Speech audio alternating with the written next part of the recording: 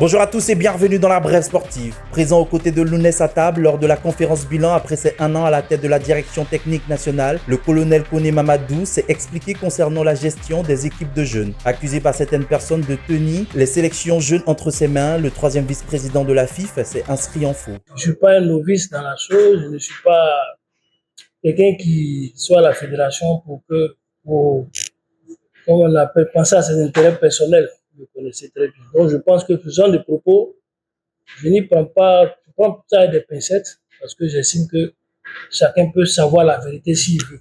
Moi, mes seules directives, c'est donner un cadre dans lequel il faut choisir les gens. Voilà. Dès que ce cadre a changé depuis un moment, ça cause beaucoup de frustration pour certaines personnes parce qu'ils n'ont plus, je veux dire, peut-être les mêmes manières de voir comment les choses sont faites, c'est tout.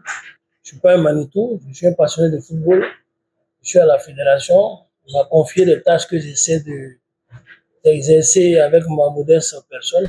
En somme, le colonel Koné a dit travailler pour le bien du football ivoirien à travers les sélections de jeunes qui se préparent pour plusieurs échéances futures, dont les éliminatoires du mondial filles U20 et la prochaine CAN garçons U17.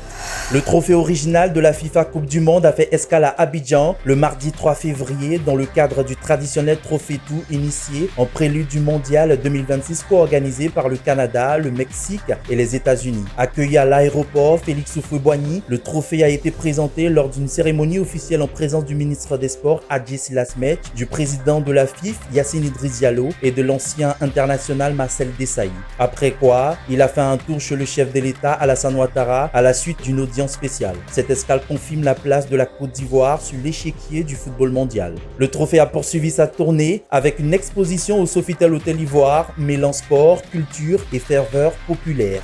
Les éléphants futsaleurs ont été battus par la Tanzanie 7-3 mardi 3 février 2026 lors de la manche allée du dernier tour des éliminatoires de la CAN Maroc 2026 disputée à Zanzibar. Bien entrés dans la rencontre, les Ivoiriens ouvrent le score dès la 7e minute par Stéphane Tau avant d'être rejoints rapidement. À la pause, les deux sélections se quittent dos à dos un partout, signe d'un duel encore indécis. Au retour des vestiaires, la Côte d'Ivoire résiste encore, Roméo Landi rétablissant l'équilibre de 2. Même poussé par le public local et dominé dans le dernier quart d'heure, les éléphants finissent par céder face à une équipe tanzanienne plus tranchante. Battus 7-3, les Ivoiriens devront désormais renverser la vapeur au match retour, prévu le 7 février 2026 au Palais des Sports de Treichville pour espérer une qualification pour la phase finale.